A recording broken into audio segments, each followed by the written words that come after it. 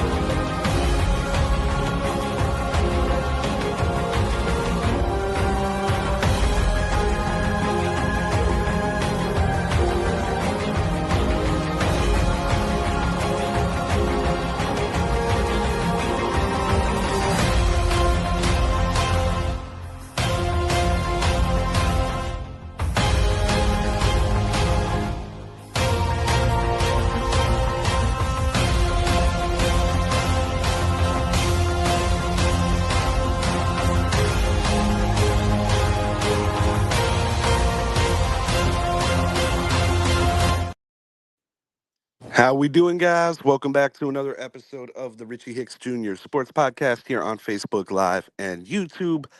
I am your host, Richie, and I want to speak on Tommy DeVito, Tommy Cutlets, local legend in New Jersey, could be the odd man out for my beloved New York Giants, as he had a stellar potential audition for other clubs around the NFL. 17 of 20, 3 touchdowns, as the Giants just romped the New England Patriots in their final preseason game, a perfect preseason. And want to ask you, the viewers, how do you see this playing out, particularly to my Giant fans? Um, as you probably all know by now, the Giants went the veteran route 2 times in the form of Jameis Winston and Russell Wilson. Russell Wilson is more than likely the opening day starter in Washington, D.C. And Jameis, on a 2-year deal, going to serve as the main mentor for young Jackson Dart. Jackson Dart was the Giants' quarterback pick, their second in the draft. And he's looked wonderful during this preseason. And this kind of leaves a situation where when you have to cut down to 53, it is very difficult to hold 4 quarterbacks on your roster. And in the event that the Giants cut Tommy DeVito, there is that possibility that they can bring him back to the practice squad to keep him in the organization. It's always good to have someone so familiar with the system in the building. But I would have to think that given his success in the year 2023 and coming off a very good preseason outing, there's got to be a team in this league that is willing to take on the services of Tommy DeVito. And if that's the case, I just want to say I wish him really well. Really an excellent story when you consider that he won undrafted. It took a lot of variables for him to get the opportunity in 2023, and he made the most of it. You know, he's had good success against the Patriots going back to 23. He defeated the Washington Commanders. And I would have to say that the peak of his limited duty in the NFL, undeniably, the big Monday night win against the Green Bay Packers, a Green Bay Packers team who was a couple of plays away from making the NFC title game that year. So Tommy DeVito definitely making his mark. As the New York Giants go, um, it's been a big topic among the media as well as Giant fans. How close is Tommy DeVito? Excuse me. How close is Jackson Dart to becoming the real starter?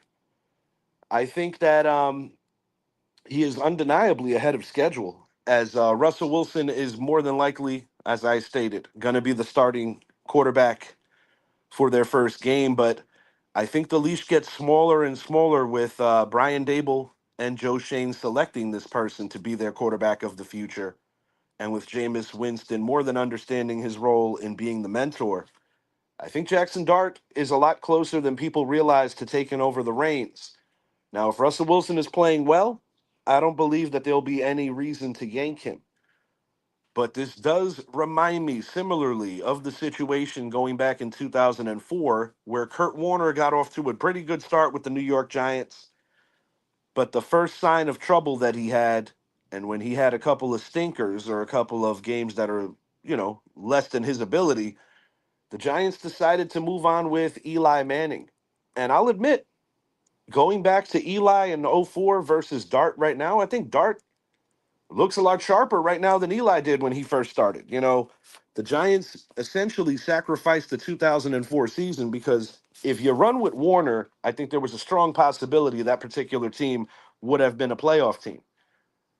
In the games that Warner started, they had success against teams that ultimately did go to the playoffs. Two that stand out are the Green Bay Packers and the Minnesota Vikings, two teams that they beat on the road that year. But very interesting how this is all going to play out. A guy that I'm rooting for to make this roster, Dante Turbo Miller, great story.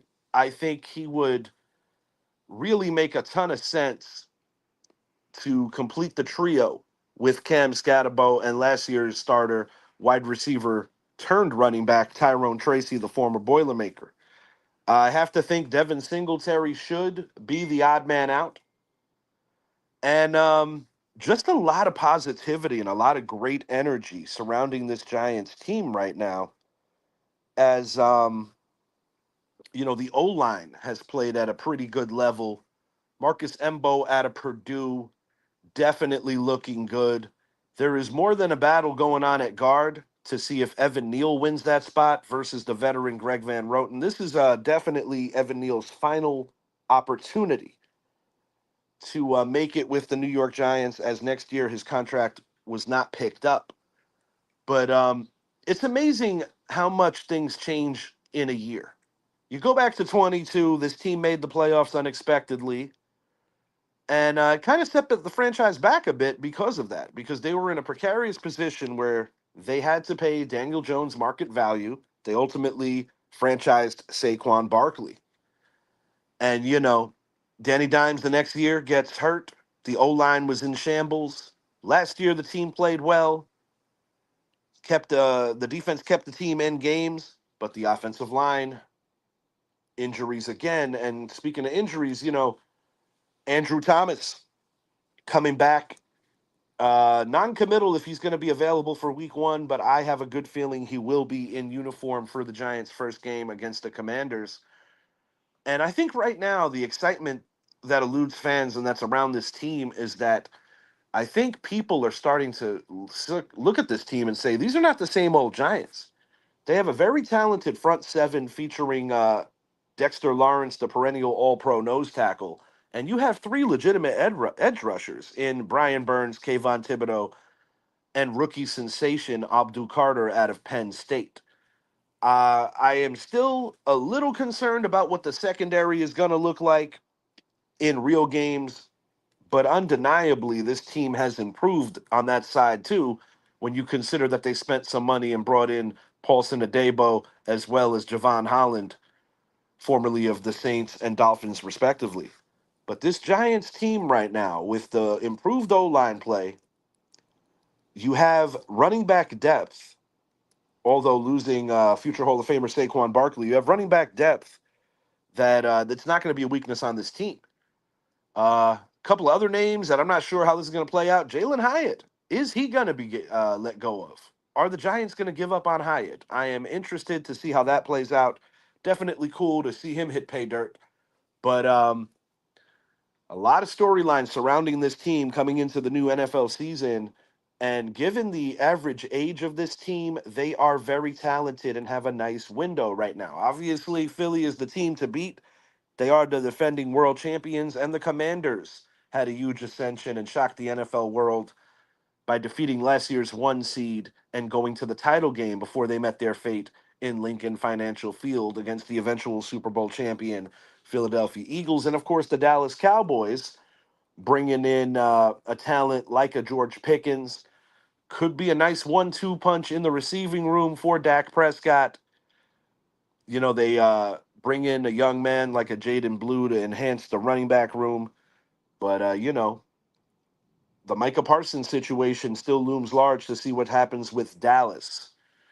But my takeaways for the preseason on the whole, the Giants look good right now. And it's some of the best energy I felt around this team probably since the rookie campaign as head coach for Brian Dable, when the Giants cashed in on a weak schedule and won a playoff game, their first since Super Bowl 46. This particular team, when you look at the way they're constructed, looks like a team that is ready to be good in the next 2 to 3 years, possibly year two. Not year two of any particular regime, because Shane and Dable have been there for a minute. But now that Dable, supposedly the quarterback whisperer going back to his Buffalo days, helping Josh Allen's ascension. Now he has this guy. Shane has the guy. They agreed. This is the guy they want. They have quality veterans, a former Super Bowl champion in Wilson, a well-traveled veteran who is well-respected, and a wonderful locker room mentor, locker room voice in the form of Jameis Winston. And a lot of things are looking bright for Big Blue. I know that coming in, most publications only predicted them to win 5 to 6 games. I think the Giants could do a little better than that. Defense is most definitely going to keep them in games. And if the offense even looks 50% as good as it's looked in this preseason, Giants could potentially be a surprise playoff team this year. We shall see. Looking forward to the opener against our forever rivals, the Washington Commanders. And then week 2 at Dallas. It's imperative that the Giants get off to a good start. We shall see. Before I turn the page to the New York Yankees, want to ask you, the viewers, this. If Tommy DeVito is let go, where does he go? Who picks him up? I'm going to predict in the event that somebody claims him, I see 2 potential teams, both that play in the NFC South, the Atlanta Falcons as well as the New Orleans Saints. So we'll see if either one of those come to fruition. But if it is the last ride for Tommy DeVito, I just want to say, as a fan of football and as a diehard, lifelong New York Giants fan, I appreciate everything that he's brought. He's more than embraced the moments and more than embraced just the responsibility and the way he has interacted with the fans and his humble nature. Just one of the real good guys in the NFL, and a guy that you just want to root for regardless of team affiliation. So, Tommy, best of luck to you if this is your last time in a Giant uniform. And don't count this kid out. He has a lot of heart. Moving it along to the diamond, New York Yankees, disappointing defeat last night to their forever rivals, the Boston Red Sox. Gotta give Roman Anthony credit and co. as they applied pressure and had a big late inning, which ultimately swayed the tide in the Red Sox favor, and these standings are ever so close. Just one separates these guys, one game played essentially. These guys are going to take it down to the wire, and both these teams still have an opportunity to catch Toronto, who has cooled off considerably in the last week and a half. But Vladdy Guerrero Jr. is coming back today, which is going to be a big boost for the Toronto Blue Jays. Max Fried on the bump, coming off 4 really substandard starts. It's time for this guy to get back to his pre-All-Star game form. Yankees picked him up to be a co-ace with Garrett Cole. Unfortunately, Cole did not pitch this year due to Tommy John surgery. Carlos Rodon has stepped up in a big way. And we've seen some brilliance lately from the rookie Cam Schlittler. So it's time. Max, you got to step up tonight. Big time series. This is why the Yankees brought you in.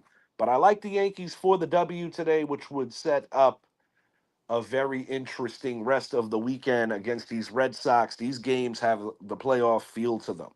Most definitely have the playoff feel to them. New York Mets, they are sliding in a big way. They need a big win today. And it seems like my preseason prediction for the Mets is kind of coming to fruition. I was very worried about this pitching staff not having guys that could go deep into games, not having enough depth. And unfortunately, it seems like that's what's plaguing the Mets right now, is they have just not been able to hold on to leads and have been falling apart pitching-wise in the middle of ball games. So we'll see if the Mets can hold on. They are very close to losing wild card position, as the Philadelphia Phillies are really making the impression that they are the team in the National League East. and a team that potentially could go all the way this year. Of course, they are dealing with the uncertainty of the immediate future of Zach Wheeler, who's dealing with a blood clot, one of the premier pitchers in MLB. So best wishes to him. And I know I speak for everybody on my show that we want to see Zach Wheeler on the bump doing what he does best. Going into these playoffs, shouts out friend of the show, Sergio Rodriguez. He really made a good point on one of his hot takes that I saw recently. Speaking about, with the exception of Tarek Skubal, going into these particular playoffs, there is no certifiable number one that you want on the bump and just saying this guy is going to handle business. Now, if the Texas Rangers were in better position, I would naturally say Jacob deGrom, but they are not.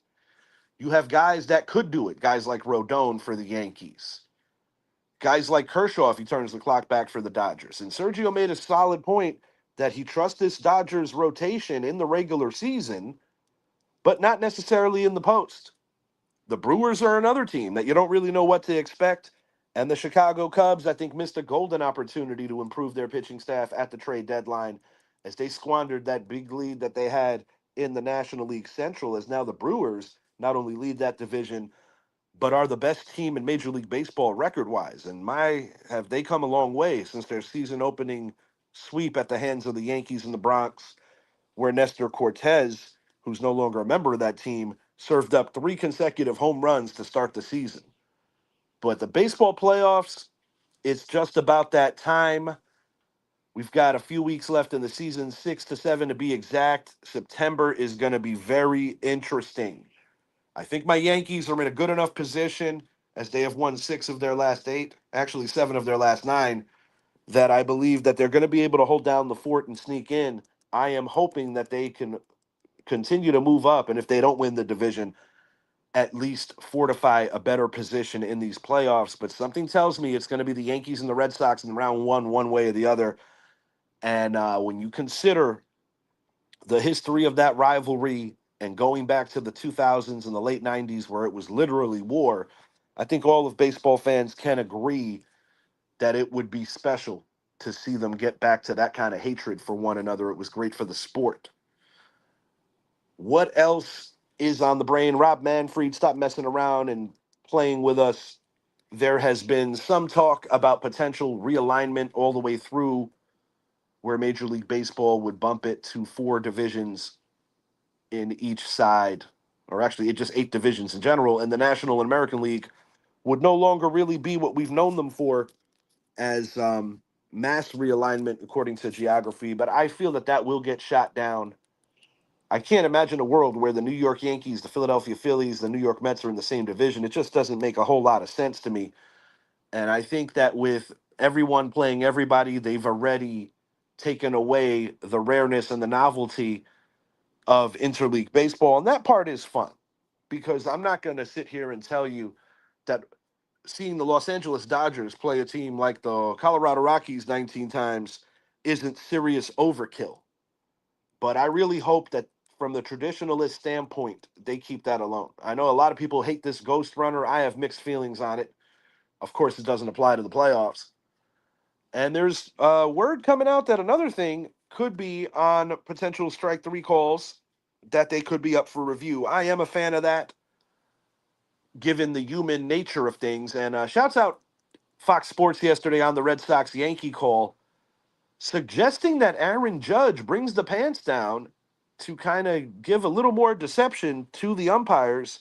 I think Aaron Judge undeniably is the biggest victim of low strikes in Major League Baseball due to his massive frame. But I hope the captain locks in tonight. I need to see the Yankees play crisp baseball. Too many damn errors. And those Red Sox are going to make you pay when you don't take care of things defensively. Alex Cora, phenomenal manager. And but the Yankees have it all in front of them. Right now, they have it all in front of them to figure this out and to finish this season strong. And we're gonna find out if this 7 of our last 9 games being victories is more circumstantial because of the fact that our schedule got a lot lighter, or if the Yankees are indeed turning a corner. I think they're somewhere in the middle. I'm not completely convinced, but I'm gonna root like hell for them regardless. as we continue to chase that elusive 28th World Series title. If you haven't already, please make it a point to like and subscribe to the channel, the Richie Hicks Jr. Sports Podcast here on YouTube. Check out the V Mix, the Vicious Mix with my man, Idris Salam on live365.com. Good friend of the show, Johnny Nass, doing his thing with the Basement Show as well as the Sports Corner with Mr. Nass. And I look forward to reaching out to him, getting him up on the NFC East preview. I'm going to be looking to get a big panel of my friends. Shouts out NFC Beast on Facebook, some of the best football fans you will ever run into. It is predominantly an NFC East page, but we do have people from other fan bases. I'm going to be looking to get those guys and girls on the show for the culmination of our division previews. We have 3 to go. Most recently, last night on the solo tip, I did drop the NFC North preview, so make sure you give that a look. And in the catalog, we have all our football previews, and we are going to be going hard for football season, which is just around the corner, as well as playoff baseball. I might be a little silent for the next couple of days outside of popping some stuff on Instagram, as I'm going to be taking a little sabbatical and doing some family time. But have a great weekend, everyone. Be safe out there and make your time count. I'm Richie, and I am out for now. Peace.